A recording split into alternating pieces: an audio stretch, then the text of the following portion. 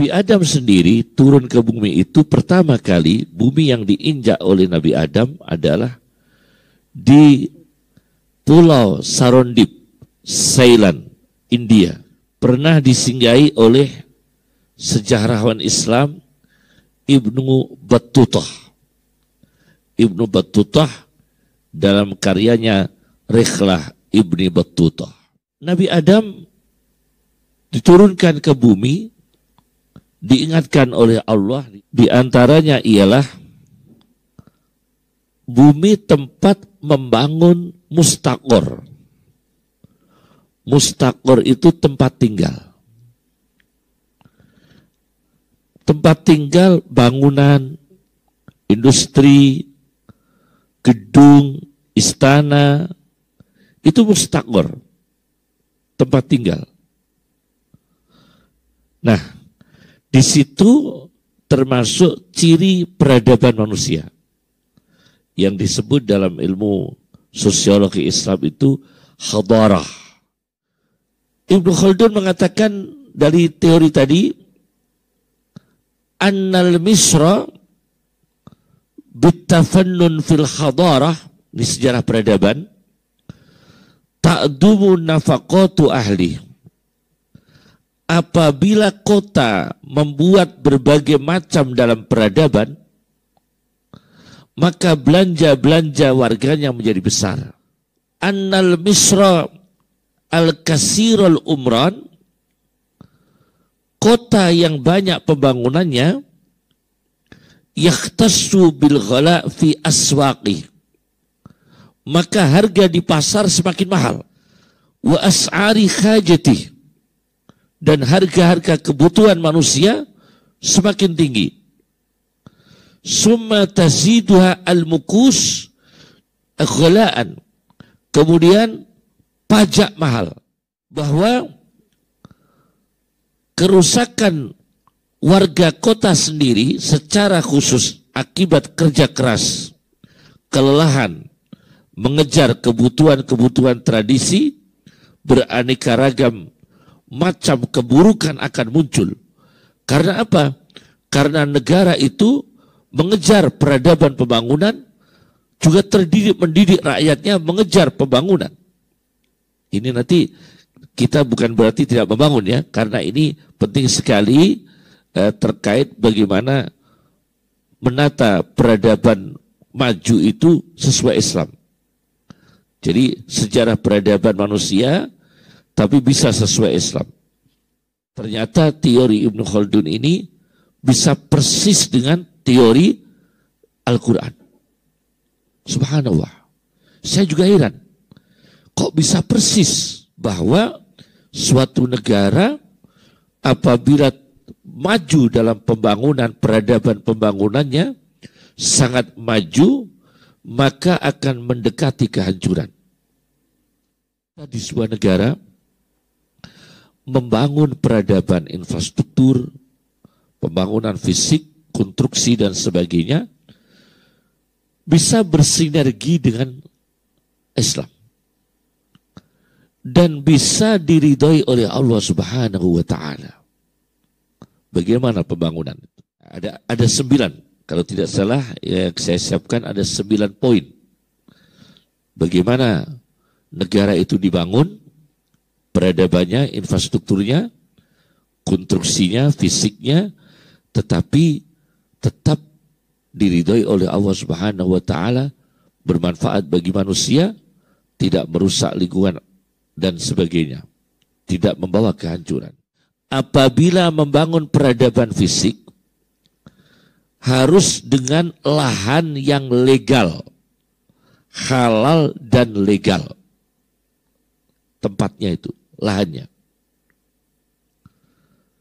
Jadi jangan ada pembangunan itu pemaksaan. Membangun bendungan harus dengan tanah yang legal. Membangun jalan tol harus dengan tanah yang legal. Jangan ada perampasan hak-hak rakyat. Tanah-tanah rakyat disita, dipaksa untuk dibeli, dibuat jalan tol, infrastruktur, pembangunan. Itu bukan peradaban, karena dengan tanah yang ilegal, tanah yang haram dan tidak legal. Kedua adalah dengan anggaran yang halal. Untuk membangun sebuah peradaban dengan anggaran yang halal. Sayyidina Ali disebutkan dalam kitab Musannaf Ibni Abi Syaibah menolak uang yang dikirim dari kota Madain, sebuah kota wilayah Madain, dari sektor prostitusi. Sudah ada. Rasulullah bersabda sallallahu alaihi wasallam, "Manik tasaba malan mimma samin," barang siapa yang memperoleh harta dari sumber yang dosa, maka kita menolak industri miras itu. Apapun bagaimanapun negara kita, darurat apapun, jangan sampai ada industri miras. Afghanistan kadang tidak berkah. Karena apa? Hashish di sana. Iya kan? Karena di Afghanistan itu banyak petani hashish, ganja, semacam ganja. Maka tidak berkah. Perang terus. Peradaban pembangunan menurut Islam yang berasaskan kemaslahatan dan kemanfaatan. Nah ini kadang-kadang enggak. Kadang-kadang bermasalah, tidak bermaslahah. Haji Hashim Asy'ari, pendiri Nahdlatul Ulama, itu pada zaman Belanda pernah ke rumah kakek saya. Begitu masuk rumah kakek saya, itu kakek saya sudah peradaban, rumahnya sudah peradaban. Ada artistik ya, termasuk peradaban kan, artistik itu. Rumahnya dikasih keramik dindingnya, keramik separuh badan itu, keliling.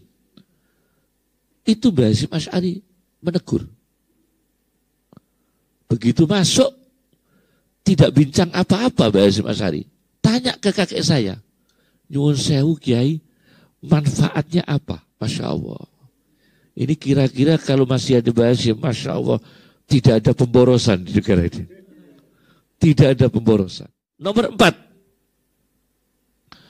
Untuk membangun peradaban fisik, namanya hadaratul umran. Dalam ilmu sosiologi Islam itu hadaratul umran, peradaban pembangunan, konstruksi dan sebagainya. Yang nomor 4 adalah profesional, keahlian dan integritas. Profesional, keahlian dan integritas. La tanfa'us shani'ah, tidak berguna sebuah peralatan untuk membuat sesuatu. Peralatan untuk membuat sesuatu. Yang kedua, tidak berguna hasil ciptaan manusia, karya manusia, industri manusia, hasil peradaban fisik manusia, illa inda di khasabin wadinin, kecuali yang memegang itu arsiteknya, insinyurnya, ya, orang yang membangun, yang punya kebijakan, punya otoritas membangun peradaban fisik itu adalah di khasabin wadinin, orang yang punya kehormatan dalam agama, yakni secara agama dia baik, karena ini menyangkut keamanan pembangunan. Kalau arsiteknya sudah masuk, pemborongnya itu sudah masuk wasariku wasarikotu, mencuri, maka mudah ambruk, jalan mudah rusak. Jalan mudah rusak, gedung mudah rusak, kemudian pembangunan-pembangunan sangat mengkhawatirkan, bendungan juga membahayakan. Karena apa? Karena yang membangun ini tidak jujur, tidak amanah, tidak integritas. Yang kelima, terpenuhinya syarat amdal. Itu juga diatur dalam Islam. Terpenuhinya syarat amdal, analisis mengenai dampak lingkungan. itu juga disyaratkan oleh Islam. Ada sebuah disertasi doktor karya orang Bekasi, Pak. Tapi di Arab Saudi, di Al-Azhar kalau tidak salah, disertasinya di Al-Azhar. Judul disertasinya adalah Inayatus Syariah Binadofatil Fardi wal Bi'ah. Perhatian syariat Islam, Inayatus Syariah Al-Islamiyah, perhatian syariat Islam terhadap kebersihan individu dan lingkungan. Itu diatur oleh Islam. Harus sesuai AMDAL. Dan AMDAL itu jujur. Nah, kadang-kadang tidak jujur AMDAL. Ya, AMDAL ini yang repot, tidak jujur. Mestinya membahayakan, berisiko, tapi al-fulus mampus. Ini kadang-kadang al-fulus apa? Mampus. Bila fulus mampus. Nah ini kadang-kadang AMDAL-nya tidak beres. Ini ya.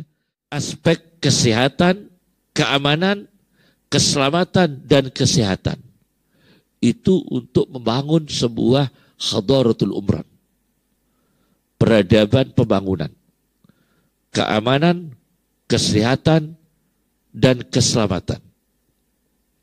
Ternyata Al-Quran, ada ayat Al-Quran memakai baju pengaman dalam sebuah industri. Ini yang ketujuh ini, kadang-kadang kita ini mengadopsi teknik konstruksi artistik dari negara non-Arab. Karena ini Nabi yang mengatur. Non-Arab, karena Nabi kan Arab. Berarti lain, yang dimasukkan lain, bangsa lain adalah non-Arab. Tetapi tadi, jangan sampai melanggar apa kata Mbah Hasyim Asy'ari, yaitu manfaatnya apa. Yang kedelapan,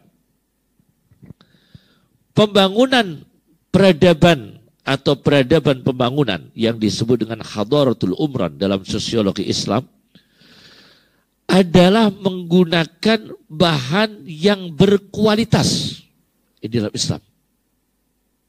Ini Masya Allah, semen mestinya itu 10 sak, yang dipakai cuma 2 sak. Ini bukan peradaban, ini bukan membangun peradaban, tapi merobohkan peradaban. Pembangunan berkualitas, konstruksi fisiknya, menggunakan bahan-bahan yang bagus. Itu Islam. Islam menuntut demikian, menggunakan bahan-bahan yang bagus. Ternyata ada dalam Al-Quran. Memilihkan bahan yang bagus dalam membangun sebuah hadaratul umran, pembangunan fisik. Itu ketika kasus Ya'juj Ma'juj.